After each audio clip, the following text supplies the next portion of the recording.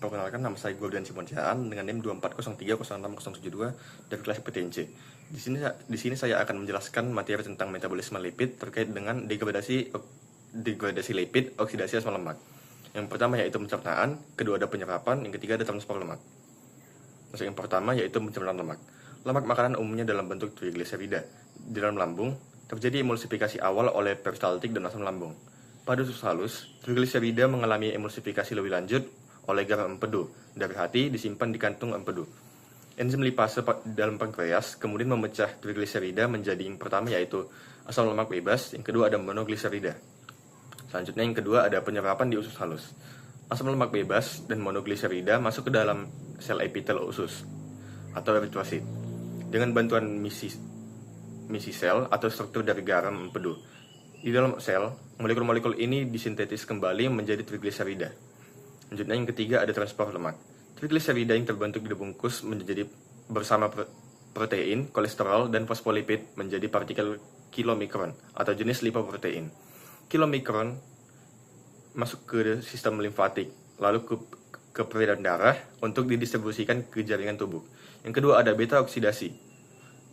Beta oksidasi asam lemak adalah jalur utama untuk menghasilkan energi dari asam lemak, berlangsung di mitokondria. Langkah-langkah beta oksidasi yang pertama yaitu aktivasi asam lemak yang terjadi di sitoplasma, yaitu asam lemak ditambah koenzim A ditambah ATP yang menghasilkan hasil koenzim A, katalis oleh asam lemak asetil koenzim A sintetase. Yang kedua ada transport di dalam mitokondria. Karena membran mitokondria dalam tidak dapat dilewati hasil koenzim A, maka digunakan sistem kartinin, yaitu hasil koenzim A ditransfer ke kartinin yang menghasilkan hasil kartinin. Diangkut masuk ke mitokondria oleh transporter. Kartinin, hasil kartinin. Di dalam mitokondria, hasil kartinin dikembalikan menjadi hasil koenzim A. Selanjutnya ada biosintetis lipid. Berupa yang pertama sintetis asam lemak atau lipogenesis. Sebagian besar sintetis asam lemak terjadi di sitoplasma, sel-sel hepar, dan jaringan adiposa. Reaksi dimulai dengan membawa asetil koenzim A keluar dari mitokondria melalui toraks sitrat atau sitrat shuttle. Proses ini menghabiskan dua molekul ATP. Pembentukan asetil koenzim A, sitosol dirangsang oleh rasio insulin atau glukagon yang meningkat setelah konsumsi karbohidrat. Asetil koenzim A di sitosol diubah menjadi malonyl koenzim A oleh enzim asetil koenzim A karboksilase. Enzim ini diaktifkan oleh rasa kenyang, sitrat, dan insulin. Insulin juga mengaktifkan enzim berikutnya, yaitu kompleks asam lemak sintase. Produk akhir di jalur ini adalah palmitat atau C16 yang dapat diperpanjang dan didesaturasi menjadi berbagai asam lemak lain.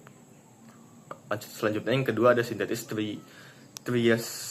triacylglycerol.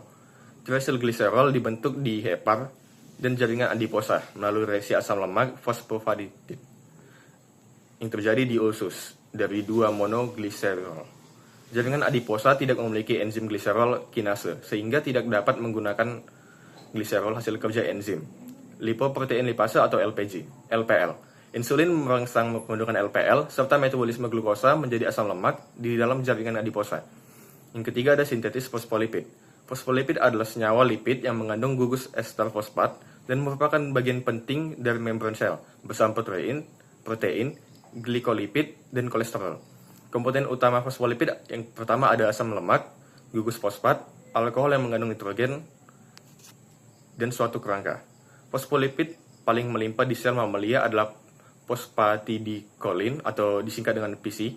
Fosfolipid lain termasuk fosfatidiletolamine atau PE, fosfatidilserin, kardialipin, fosfatidilinositol atau PI, dan turunan lainnya. Yang keempat ada sintetis kolesterol. Kolesterol berfungsi sebagai stabilizer membran sel, prekursor garam empedu, prekursor hormon steroid. Disintesis hampir semua terjadi di semua sel, terutama di hepar atau hati dan usus. Prekursor utama sintetis kolesterol adalah asetil koenzim A. Laju sintetis kolesterol dikendalikan oleh enzim HMG koenzim A reduktase. Enzim ini dapat dihambat oleh obat antihiperkolesterolemia. Yang kelima ada sintetis steroid. Steroid adalah senyawa turunan kolesterol. Beberapa jenis hormon steroid yang penting dalam tubuh kita adalah glukokortikoid, misalnya kortisol. Yang kedua ada mineral kortikoid, misalnya aldosteron. Hormon seks, misalnya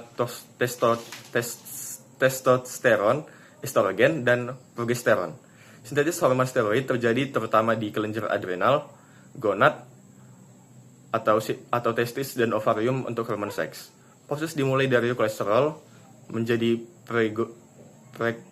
pregnenolon, berbagai jenis steroid tergantung pada enzim spesifik yang terjadi dalam jaringan tersebut. Sekian penjelasan dari saya, terima kasih.